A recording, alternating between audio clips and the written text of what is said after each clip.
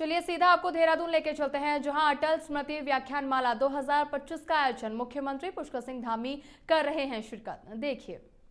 पूरा कार्यकाल सफलतापूर्वक पूरा करके ये सिद्ध कर दिया कि यदि नीति सही है, राष्ट्र और प्रगति के उत्थान का उद्देश्य हो, तो बहुत सारे दल मिलकर भी सरकार चला सकते हैं और सफलतापूर्वक अपना कार्यकाल पूरा कर सकते हैं। श्रद्धेय अटल जी ने देश में सेवा, सुशासन और गरीब कल्याण पर आधारित एक नई जो संस्कृति है उसका सूत्रपात किया, जिसने अंतिम पंक्ति में खड़े व्यक्ति को मुख्य धारा में लाने में बहुत महत्वपूर्ण भूमिका निभाई। उन्हीं की प्रेरणा से आज आदरणीय प्रधानमंत्री श्री नरेंद्र मोदी जी के नेतृत्व में देश में एनडीए की गठबंधन की सरकार भारत को समृद्ध, सशक्त और स्वावलंबी बनाने के लिए अनेक अविस्मरणीय कार्य कर रही है। आज प्रत्येक सेक्टर के लिए विशेष कार्य योजना बनाकर योजनाबद्ध तरीके से विकसित एवं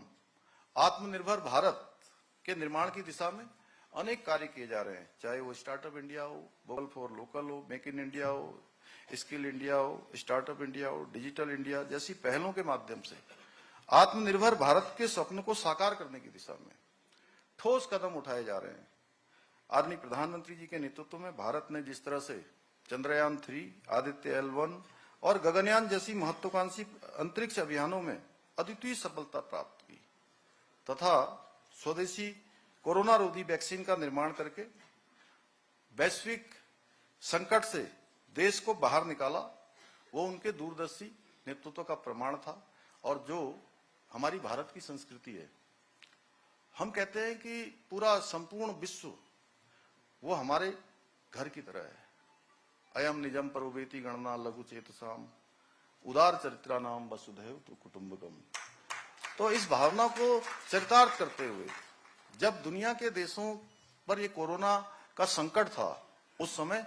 भारत की सरकार ने दुनिया के 100 से भी अधिक देशों को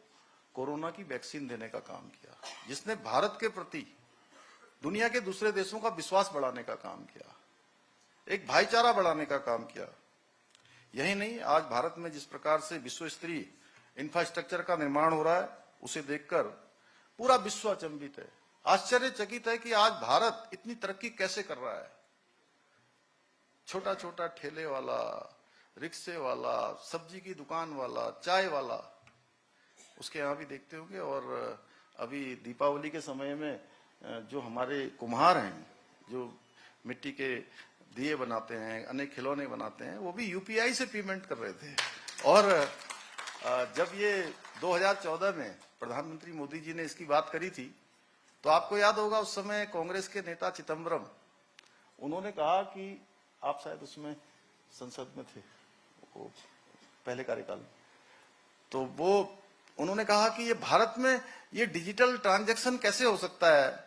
यहाँ इंटरनेट एक्सेस नहीं करता है, यहाँ पर इतनी सुविधा नहीं है, लोगों के पास साधन नहीं है। लेकिन नीति और नियत और संकल्प यदि मजबूत हो तो उसमें कोई विकल्प नहीं आता है और वो संकल्प सिद्धि तक पहुंचता है। आज पूरी दुनिया का 50% से ज्यादा डिजिटल ट्रांजैक्शन आज भारत के अंदर हो रहा है। आज विश्व स्तरीय express way, ring roads, highway, elevated road जैसी परियोजनाएं आज भारत की पहचान बन रही है। आज भारत में 99% गांवों को सड़कों से जोड़ा जा चुका है और देश में